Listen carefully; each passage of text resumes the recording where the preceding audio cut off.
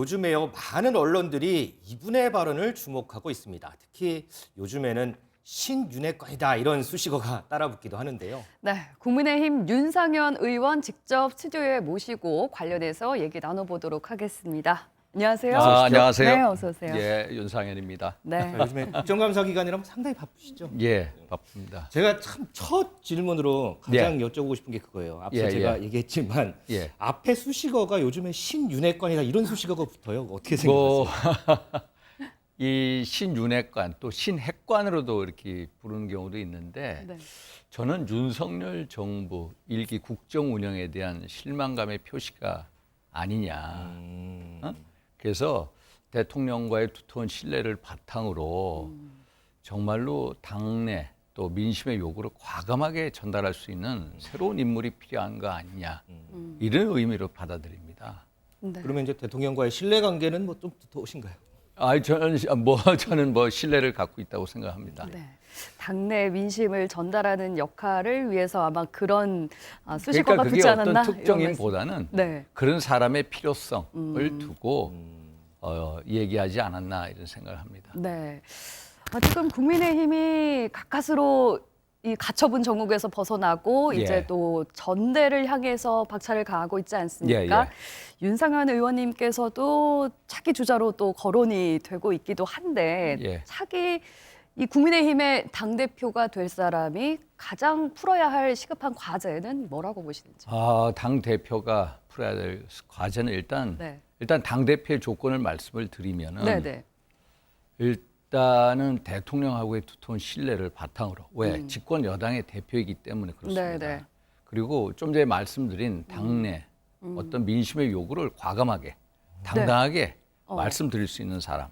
그리고 가장 중요한 것은 우리가 정권 교체를 이루어냈다고 합니다만 아직도 국회는 민주당이 과반 의석을 가지고 있잖아요. 네. 그래서 2024년 총선 승리가 중요합니다.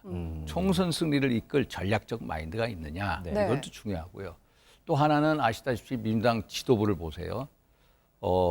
이 당 지도부, 원내 지도부 전부 다 수도권 젊은 지도부입니다. 이재명 대표가 가장 나이 많은 축에 속해요. 젊은 수도권 지도부를 상대로 우리 집권 여당의 대표가 수도권에서 전략과 정책과 메시지를 통해서 정말로 총선 승리를 이끌어낼 수 있느냐. 네. 이게 가장 중요한 대표의 조건이 아니냐. 혹시 이렇게 혼자는 생각을 하고 있습니다. 떠오르는 사람은 있으신가요? 저는 모르겠습니다. 자, 그러면 네. 차기 이제 당권 관련해서 지금 예.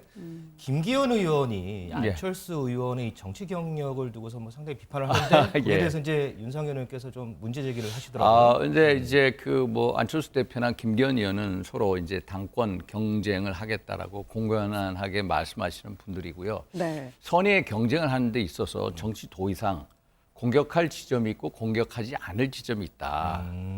김기현 의원께서 안철수 대표의 과거 이력에 대해서 이런저런 얘기를 한 것은 좀 과한 공격이 아니냐. 안철수 대표가 네. 민주당 당 대표라는 거 다 다 알지 않아요. 그렇죠. 과거에 그랬죠. 네. 그걸 새로운 공격의 빌미냐.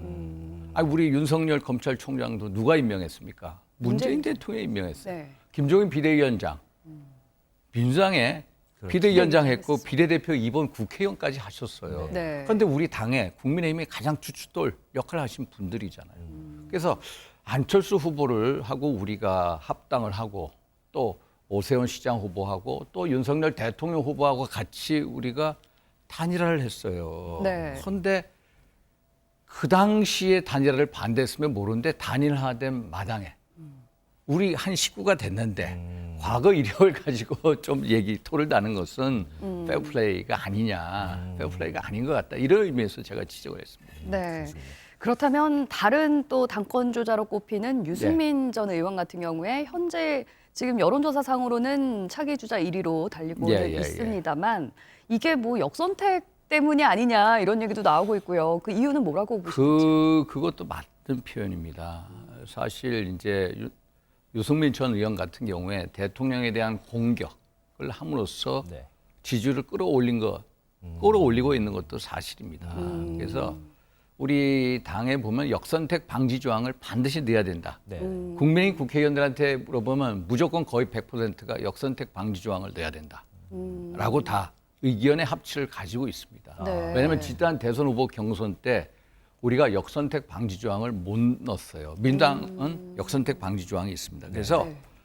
이 민주당을 지지하는 분들이 우리 당 후보 선택에 있어서 어떤 캐스팅 보트, 어떤 영향력을 행사하는 것은 막아야 되겠다.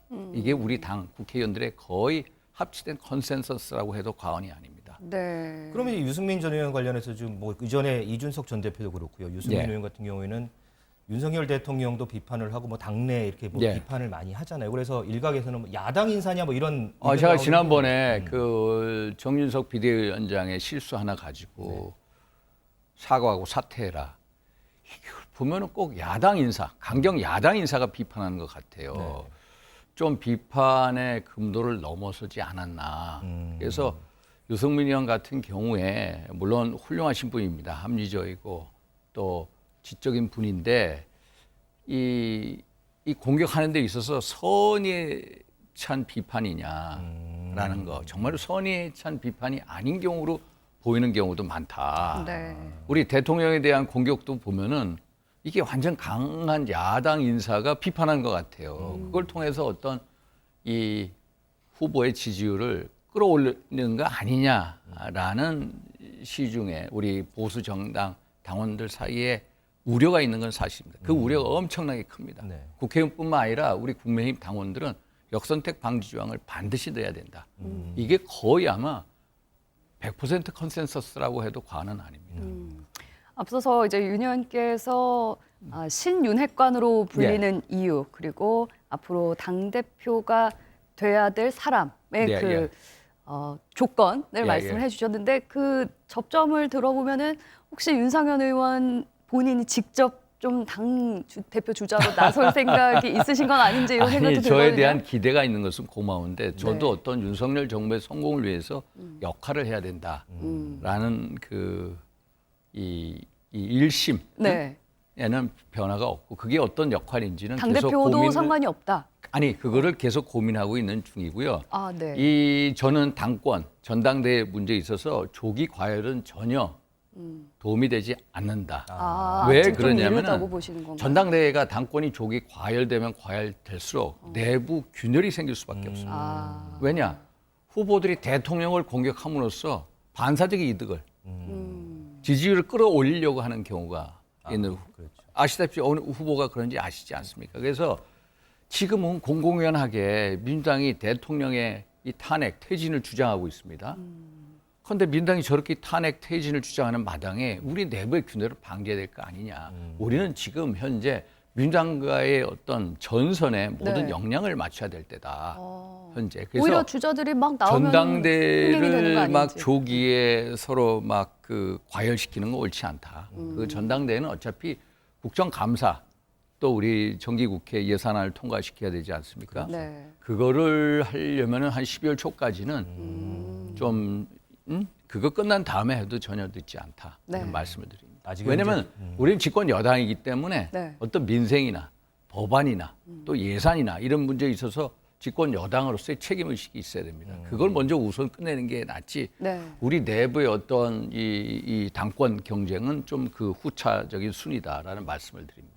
전당대회를 이제 분위기를 좀 끌어올리는 거는 좀 차후에 문제다. 차후해도 된다. 네. 자, 그러면 조금 전에 이제 윤석열 대통령 얘기를 하셨으니까 왜 예. 이전 순방 이후에 야권에서는 외교 참사다 이런 표현까지 쓰고 뭐 물론 비속 논란도 있긴 했었지만요.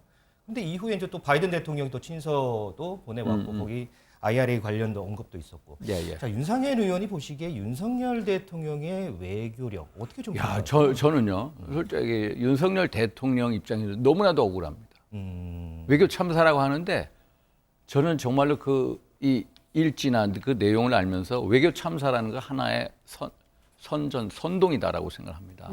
일단 영국에 조문하셨죠. 네. 엘리자베스 여왕 조문했습니다. 네. 그래서 제임스 클레벌리 영국 외교부 장관이 직접 서울에 와서 정말로 감동을 받았다라고까지 네. 얘기를 했습니다.